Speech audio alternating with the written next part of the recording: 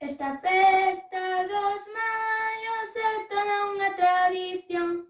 O celebramos na casiña con toda a nosa paixón.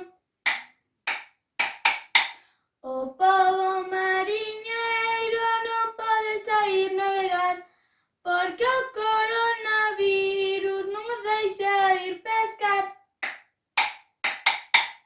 Os nenos e as nenas non poden ir ao cole e fan tareiñas na casiña como os maiores.